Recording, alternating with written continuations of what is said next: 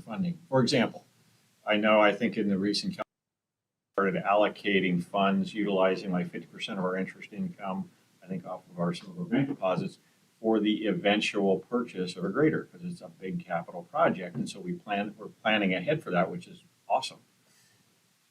Does it make sense for the city, if we haven't done it to this point, to start doing that for some of these big main assets that the city owns, start planning ahead, even if, it doesn't need work or replacement right now, but we start doing that and allocating funds internally. And it's just a question. It's a philosophical discussion. Say, we start putting money aside now for the ultimate replacement of the ventilation systems of some of our buildings. Or we go borrow the money at the lowest interest rate you can borrow because I don't want to pay interest, and start, even while you're spending the money to fix it now and replace it, gradually build a reserve that in 20 years, there's money there to replace it. I mean, it depends if you go for a 20-year bond, knowing that the piece of equipment has a 30-year life. Or you go with a 30-year bond and, you're praying that it doesn't give up 2 years before the bond is paid off. I mean, these are actually financial discussions I think the city and the community needs to have. We've really gotten a lot of life out of our infrastructure, but and we've extended past its, what do you call, the shelf life or the life of it, and it's all starting to come. I'm just suggesting, if possible, we try to get a little bit farther ahead and reserves for some of these bigger capital assets that we know we're going to have to replace is a good idea. That's all. And there are a couple of those, and I guess the vehicle replacement fund / insurance fund is one that was set up for that. But, on the private side in an enterprise fund, it's called depreciation. Not all enterprise funds fully fund depreciation on the thing, but in government fund accounting, you don't do, to the best of my knowledge, unless there was a change, depreciation on those assets. And so, setting up the fund as you suggest is the way to, I guess, same, regardless of what you call it. So you don't have to put a bond out when you need to replace a major asset. That's right. Yep. Okay, thank you. We'll ask for questions from the city manager, Councilmember John on the Zoom teams. Sure. A couple of things. One is, Glenn, can you bring back some numbers for what do bonding? We've talked about it in the past. And I know we've done bonding, but where we are at current rates, maybe considering the rec center as a project, if we're not able to get grant funding for it. I could do that. And just so I want to, if you don't mind, council member, you can spend money on a project. You've got to, I believe, it's been a while since I've done either a resolution or an ordinance with the understanding that the bond money would reimburse the city if the city wanted to outlay the money first. Unless those rules have changed in the last 5 years, 10 years. Some cities that I've worked with have had enough cash reserve that they went ahead and did some projects, but they for reimbursement. And those normally are No, these were not revenue. These are general. okay.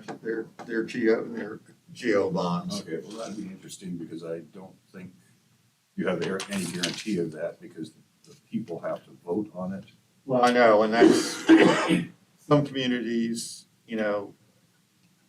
communities could petition an action by the council to referendum on that.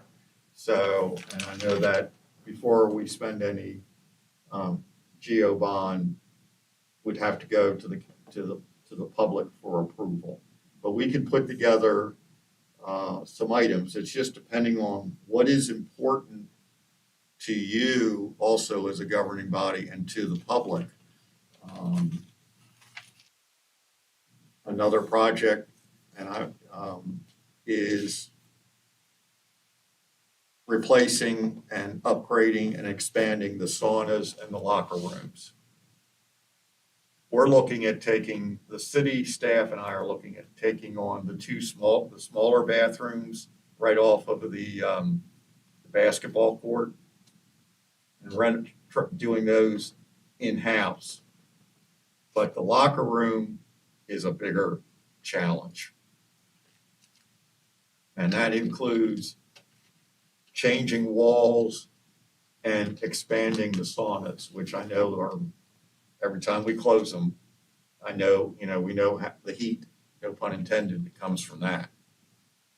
So it's just, I want to start introducing this concept and start looking at it as we go through the budget process.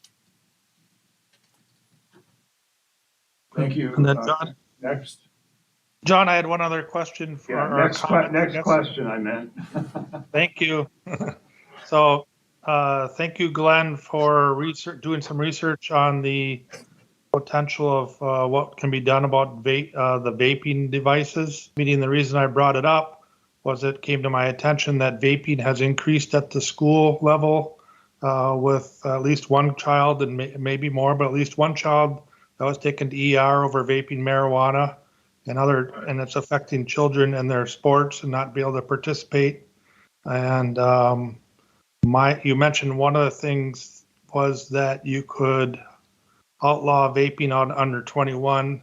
I think that the law is already in place that marijuana is only available for 21 and over anyway. So I don't think that's going to do anything.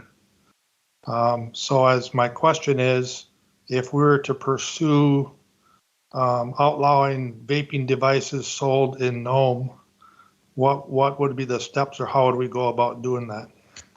Well, that's what that's the next steps that I'm asking Brooks and Charles to develop the legislation to see if we can ban all vaping, the sale of all vaping devices and the cartridges in Nome. Cartridges, the other parts will come in from eBay or someplace else, so. That's the problem, because it's on all over the internet. Yeah. I mean, I also have heard the problem at the school district and the problem with the children up there. Because we're actually looking at some ways of getting notified if someone starts smoking in our lavatories, restrooms at the rec center. It's gonna be like the airplane, huh? We have enough vandalism in the bathrooms, that's hard to believe. Okay, Councilmember Johnson, do you have any further? No, thank you for looking into that. Thank you. Councilmember Topcock? I don't have any questions, thanks. Okay, thank you. All right, going around the room. No, Scott answered the question, or asked the question that answered my question. So. Okay, great. With that, then, let's move on to citizens' comments again, and nobody new has walked into the room, but did anybody change their mind? All right, seeing none, thanks those that are here. And Mr. Clerk, would you call the roll on council member comments? Councilmember Martz. Well, just one, had a great week with the kids, all the kids, not just the Nome kids down at the state. It was pretty fun. I watched the boys go for the championship again. They fell short, but they gave it their all.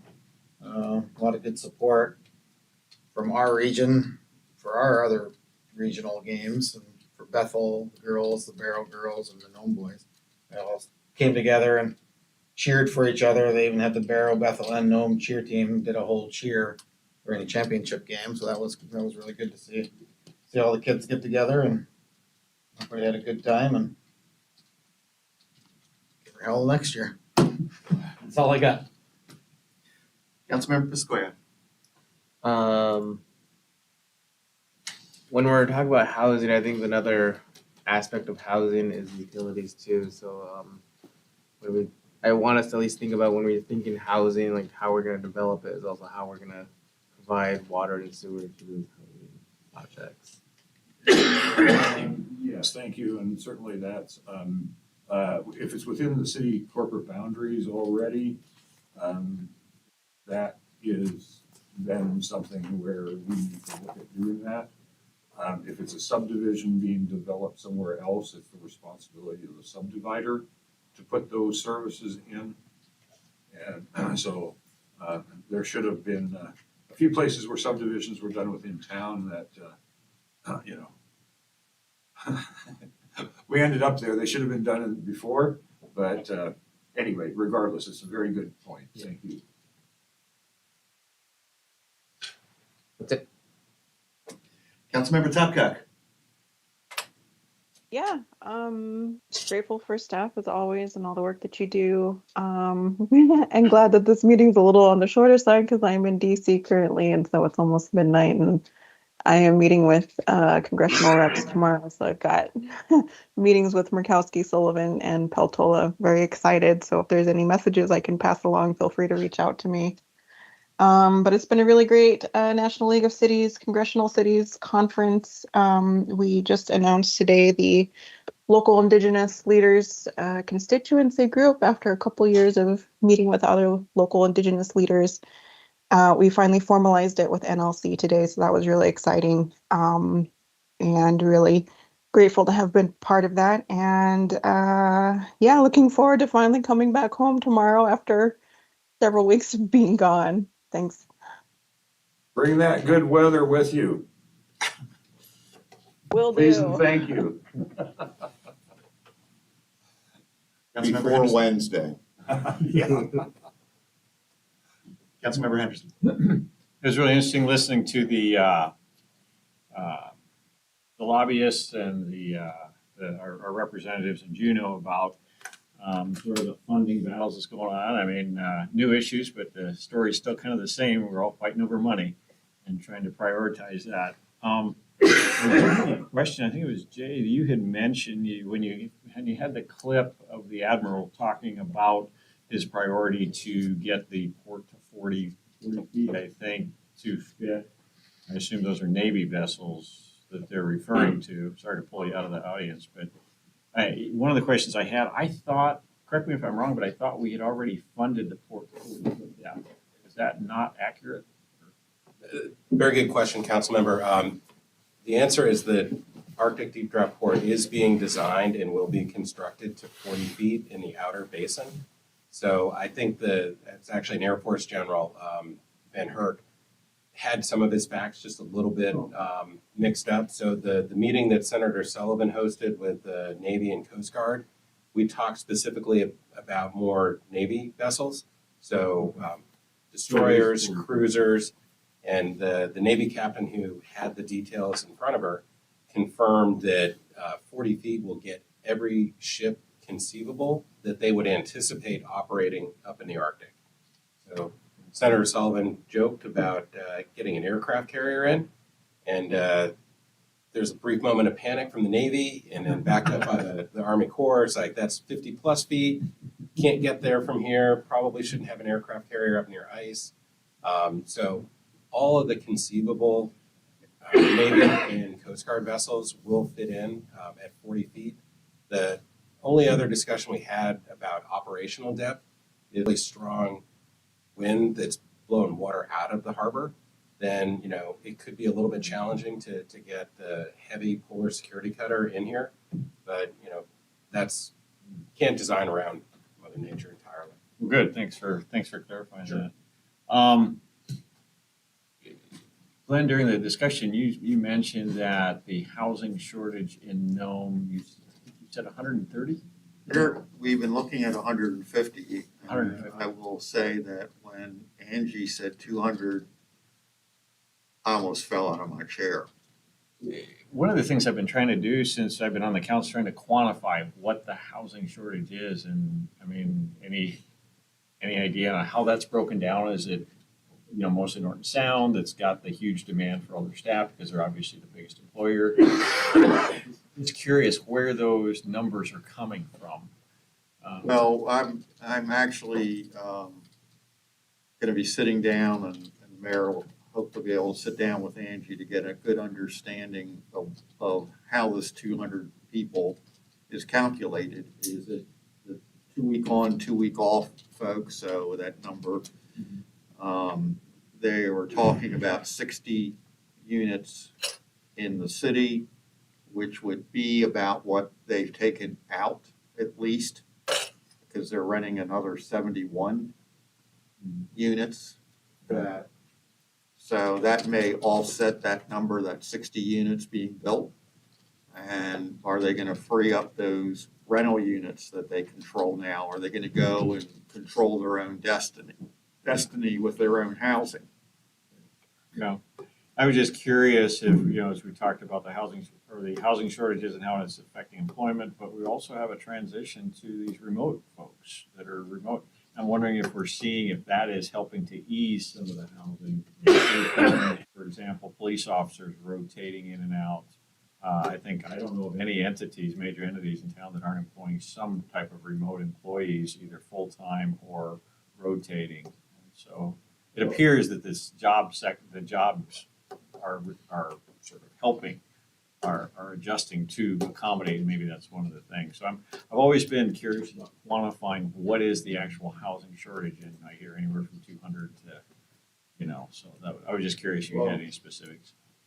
Now, when I was a while back was looking at it, okay, we seem to be short this much units, and then it's a hard number to at times quantify. I hear numbers of vacant units that are available that are not available in the housing market. And as soon as this weather clears up a little bit, I'm going to go around with Cliff, and we're going to count every house that we think is vacant and try to figure out, okay, what's the problem? And why aren't you renting your property? Or is it something you just have that you only come up and use in the summertime? Because we do know we have a large population of people that come in the summertime, and are they occupying those units? Last question. We obviously created the housing ordinances last year, creating tax exemptions primarily to try to stimulate construction of rental housing. Obviously, inflation and interest rates and everything else hasn't really helped. Just curious if we have any projects in the hopper that you're aware of that may be, working to try to take advantage of that program. We are going to have the forms are being reviewed by the attorneys right now. We're hearing from some people that they would like to look at developing maybe some triplexes. And I've just been approached, and I haven't had a chance to call the person, on a possible development that they would like to talk about. So the program is already in place. Sounds like you're, reviewing forms, but that program is out there and ready for people to apply for and so forth. We're not, for people who've been applying for building permits, for renovations and everything else, there's been no collection of permit fees or anything like that. It's other than they have to give us the permit so we know what they're doing. All right, thanks. I've used up my time. Thank you. Councilmember Mark Johnson. Thank you. On the for the Mississippi senator, we weren't able to hear that online. Is that something either I could get a copy on or that would be posted? So we could hear that. The city clerk will get that distributed.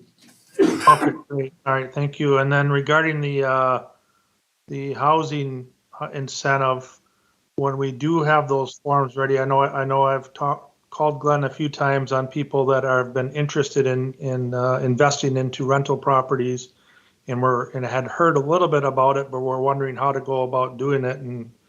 But when we do have those forms, it sounds like they're right around the corner. Can we post or advertise and put that out there again through the newspaper or radio for people to give them that incentive and the knowledge that the city is willing to give a tax break for people who are investing into rentals? Yes. Okay, great. Thank you. And Youth Representative Miller. I don't have anything. Thank you. Okay, moving down to mayor's comments. A few different things, but I'm leaving tomorrow at noon and returning the following night to be on a panel at Arctic Encounter. Richard was really involved in this, and I asked Jay to just make a couple of comments about what Arctic Encounter really is and who's involved in it. Thanks, Mr. Mayor. Arctic Encounters was founded just 10 years ago by a young woman who grew up fishing in Cordova, Rachel Calander. And it's turned into the largest Arctic symposium on Arctic policy, Arctic economic development. It started in Seattle and was interrupted briefly by COVID. And when it was restarted last year, it moved up to Anchorage. And it has really taken off. I think this year will be one of the largest symposium that she has put together. I think that it's appropriate that it's in Alaska, the only Arctic state in the country. So when City Manager Steckman was talking about the group coming in from Greenland, I'm pretty confident that they are here for that conference and taking time to visit different parts of the state. So there will be federal agency officials coming in from Washington. Senator Murkowski's participating, Congresswoman Peltola. There are some other members of Congress coming up from the lower 48 to participate on other panels. The mayor is going to be on a panel that will talk about, he will be talking about some of the challenges and opportunities for infrastructure and energy development in rural Alaska toward the Arctic. And this year, for the first time, Rachel is also putting on a side trip. So the conference is Wednesday, Thursday, Friday. There are going to be more than 1,000 participants, and about 100 will go up to Utqiagvik on Saturday. And it's her vision, this is the first time she's done this, that it will rotate to different communities, and Nome is one that she's considering. I will go up to Utqiagvik on Saturday, see how it runs, see if it may be something that would be appropriate for the city to participate in, whether it's next year or the year after or in the future. With the port project and other activities in Nome, it could be a great marketing opportunity. It could be short-term economic development, but also maybe some longer-term exposure. So, appreciate again, talking the mayor into traveling a little bit. And I also was coming up for that conference. So when I talked with the mayor and city manager about coming up today for the city council meeting, common council meeting, you're not paying for me to get from DC to Nome, you're paying just to get me from Anchorage to Nome and back. So try to be efficient. Thank you, Jay. And when I was taking Jay around today, he was kind of commented on the parade that we had going on here with snow removal trucks. And I mean, they were coming from all directions lined up. I mean, the guys and the contractors here, I think they're doing an excellent job. So kudos to Cole and whomever is arranging all that, because we've been hit multiple times and they're keeping things going. Our basketball boys only fell short because there were giants in the room. And it was amazing to watch those kids, students, and James Mason, that used to be here, photographer, Nome Nugget, just put some excellent pictures through Facebook on the thing. I mean, just watching some of those kids and their maneuvers around there. It was really exciting, and you could just hear and feel the enthusiasm of the crowd in that building. Um, you know, this is 3A, but they really have a 4A school that's in that thing, and hopefully at some point in time there's our guys, at 5'6", 5'10", whatever they were, and then they had, everybody else was 6 feet and above, and our guys, our school has absolutely nothing to. They should be proud of what they did. They were excellent, and they did a beautiful job representing Nome and Western Alaska. We had the colonel from the National Guard visit here the finished day of Iditarod. They hadn't quite planned. National Guard, Corps of Engineers. Corps of Engineers, excuse me, sorry.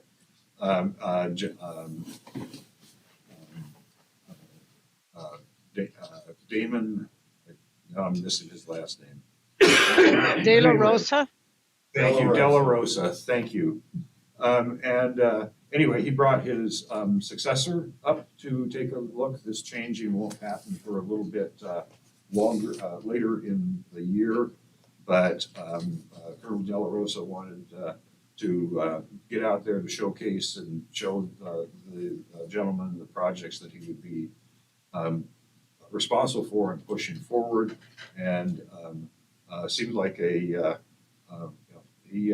was impressed by Nome and by the project, and while I hate to see Colonel De La Rosa go, I think this replacement colonel is right there on top of it, and hopefully, and there should not be any delays because of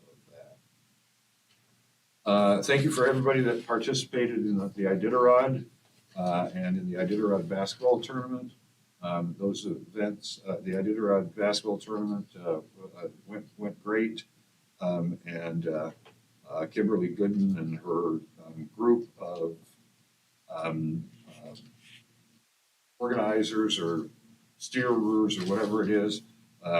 It was great to have that go in more full than after the hiatus for COVID.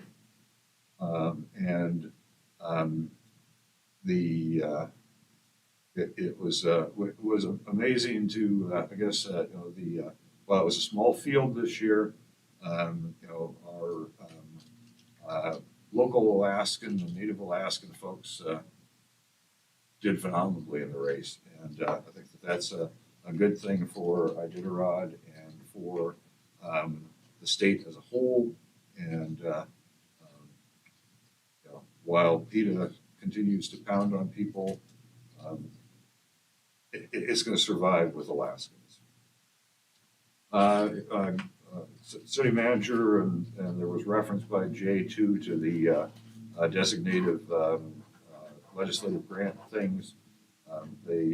We didn't find out about the process until it was pretty close to being closed, but everybody did their damnedest, and appreciate Jay in Washington D.C. On a Friday night working to get our requests fine-tuned so they could have easier sailing through the vetting process. And then to note, we were saddened by the passing of Louis Green Sr. Here just recently. Louis has a long history in Nome, in several different places. He was, on the city side, he was a council member. He was a utility board member.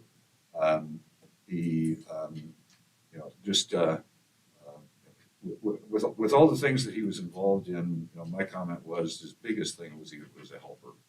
And when your heat was out or your plumbing was frozen at 4 o'clock in the morning, dialing Louis up and he'd be there. So Louis definitely over the years has contributed much to this community, and his Memorial service is at the National Guard on Wednesday. Many of you may recall Al Beasley, who was up here playing in the band with Louis Green many years ago. Now is a minister down south, and he's coming up to do that memorial service. And it happens that April 17th is Louis' birthday, and I'm going to issue a proclamation designating that as Louis Green Senior Day in Nome. Services of one. Thank you. All right, with that, I think we've come to the end of the agenda, and unless there's objection, the meeting is adjourned. And Joy, sorry, your report was so concise and complete that I didn't ask you to read it. No. Oh, John, I wouldn't have read it anyway. Thank you. Yeah, you're welcome. Thank you again.